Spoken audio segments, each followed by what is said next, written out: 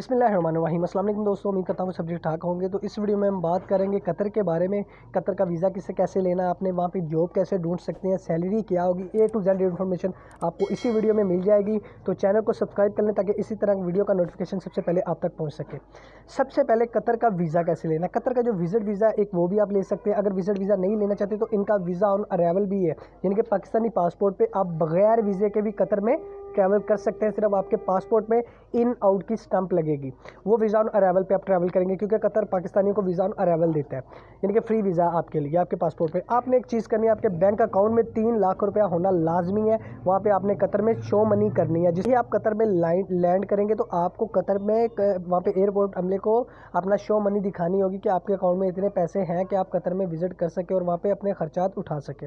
अच्छा, आपने वहाँ पे शो मनी करके एक और चीज़ जो इंपॉर्टेंट चीज़ है वो ये है कि बहुत सारे लोग इस चीज़ को भूल जाते हैं। वहाँ से एयरपोर्ट से ही आपको वापस भी भेजने के चांसेस होते हैं पाकिस्तानियों को। वो क्या चीज़ है, वो ये है, आपने ये भी प्रूव करना आता है जैसे होटल बुकिंग आपने की हो, या आपने किसी दोस्त के पास जा रहे हैं तो वो दोस्त आपको रिसीव करने आए, उसके पास कतर का या वर्क परमिट है जो भी उनके पास अपना कार्ड होगा, ब्लू कार्ड, जिनके वो अपना साथ लेके आए और उसको एयरपोर्ट उस अमले को बताया कि इस बंदे ने मेरे रूम में, ये मेरा रूम नंबर है, इस बिल्डिंग में है, तो इस बंदे ने मेरे साथ स्टे करना है, तो ये मेरे साथ रहेगा।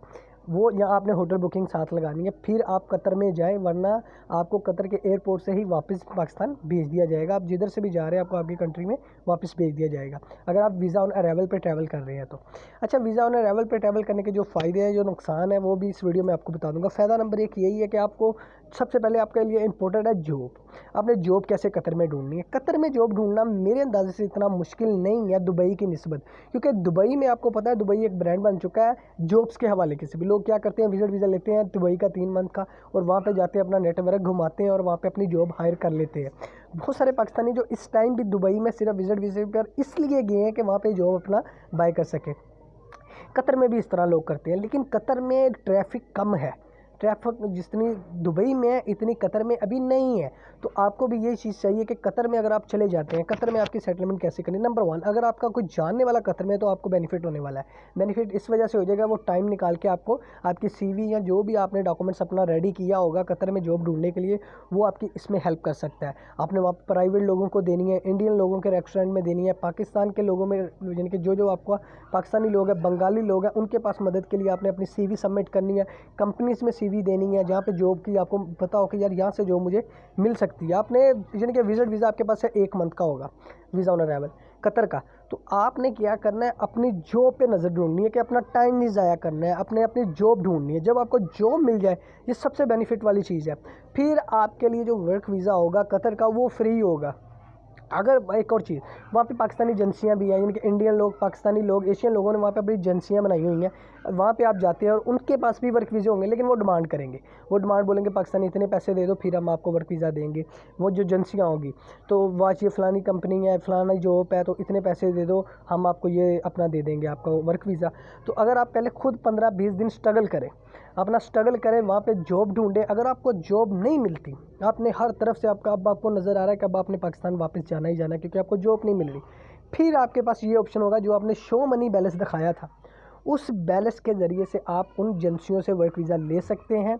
फिर वहाँ पे स्टे करके मज़ीद अपने आप को वर्क वीज़े में कन्वर्ट कर सकते हैं। फिर यही होगा, आपको एक दफ़ा इन आउट होना पड़ेगा। जो कतर के करीब कंट्री होगी, आप बाय रोड या जिस तरह भी उसका वीज़ा लेके, कतर से वीज़ा लेके आप उस कंट्री में दाखिल हो और फिर वापस कतर आ जाइएगा, जिनके इन आउट करके आपने कतर वापस आ जाना है। तो फिर आप अपनी जॉब स्टार्ट कर सकते हैं। क्योंकि मैं इसलिए वजह से बोल रहा हूँ कि अपना कतर के जो करीबी कंट्री है उधर इन आउट करें, ताकि आपकी टिकट के जो खर्चा है ना वो बच जाए।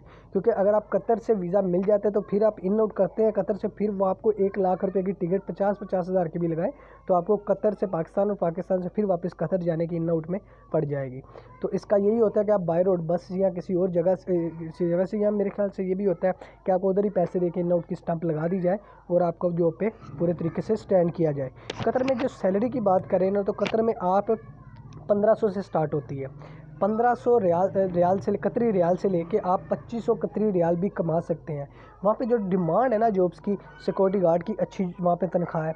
उसके अलावा कोई भी आपके पास एक्सपीरियंस है, यानी कि आप मिस्त्री हैं, आपको टैल पत्थर का काम आता है, आप प्लम्बर हैं, आप वेल्डिंग वाले हैं, आपको कोई भी आपके पास स्किल है, आपके पास एक्सपीरियंस है, तो फिर आपको अच्छी जॉब मिल जाएगी, आपको सैलरी भी अच्छी मिल जाएगी। अगर आप एज ए हेल्पर है, यानी कि आपको इतना नहीं काम आता, एज ए हेल्पर के तौर पे काम करेंगे किसी कंपनी में, यानी कि पैकिंग कंपनी में भी कर लें, किसी कैटेगरी में भी लगा लें, आप हेल्पर हैं या प्लम्बर हेल्पर है, इलेक्ट्रॉनिक्स हेल्पर है, फिर आपकी सैलरी जो थोड़ी, यानी कि कारीगर जो होता है उसकी 2500 सैलरी है, तो फिर आपकी 2200 2000 के राउंड बोर्ड आपको सैलरी मिल जाएगी। या हो सकता है कि 1800 रियाल में भी आपको, कतरी रियाल में आपको सैलरी मिले। जो पाकिस्तानी तकरीबन, कतरी रियाल भी अब करेंसी हमारी क्रैश कर रही है, तो उनकी जो करेंसी है स्ट्रॉन्ग हो रही है हर कंट्री की, तो आपको हो सकता है कि जॉब मज़ीद अच्छी मिल जाए और आप अपना मज़ीद वहाँ पे कतर में सर्वाइव कर सकें।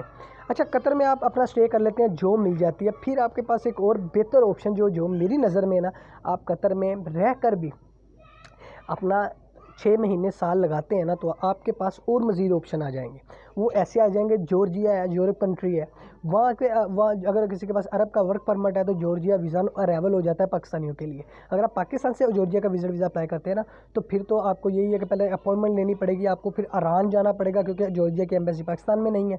तो आप जॉर्जिया से पहले ईरान जाएंगे, वहाँ पर अपनी अपॉइंटमेंट दिखाएंगे, फिर एम्बेसी से टाइम लेंगे, यानी कि दूसरे कंट्री से आपको ईरान से के ज़रिए जॉर्जिया का वीज़ा अप्लाई करना पड़ेगा, वीज़ा अप्लाई करना पड़ेगा।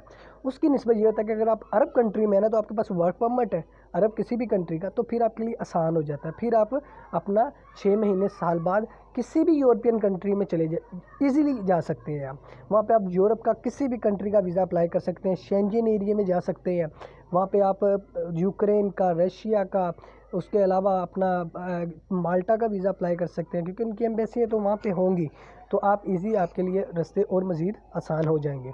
तो ये जो तरीक़ाकार है ना, मेरी नज़र में, अगर आपको कोई जानने वाला नहीं है तो आप हैज़ा खुद पे अपने बिलीव पे जाना चाहते हैं, तो ये तरीक़ाकार होता है। तो यही तरीका सेम लोग दुबई में इस्तेमाल करते हैं, ओमान में इस्तेमाल करते हैं, इस तरह की जो अरब कंट्री हैं वहाँ पे इस्तेमाल करते हैं। तो आपको जो तरीका बेहतर लगता है आप वो इस्तेमाल करें। मेरा यही मशवरा होगा कि अगर तो आपके कोई जानने वाले हैं आगे, तो उनसे रब्ता करें और उनको सारी इन्फॉर्मेशन दें, तो तभी आप वहाँ पे जा सकते हैं। तो यार, मेरी आपसे गुजारिश है कि चैनल को सब्सक्राइब करें, वीडियो को लाइक किया करें और वीडियो को ज़्यादा से ज़्यादा शेयर किया करें, तो ताकि वीडियो का मकसद आपका भी पूरा हो, मेरा भी पूरा हो। और चैनल को सब्सक्राइब कर लें ताकि इसी तरह की वीडियो मज़ीद आप तक पहुँच सके।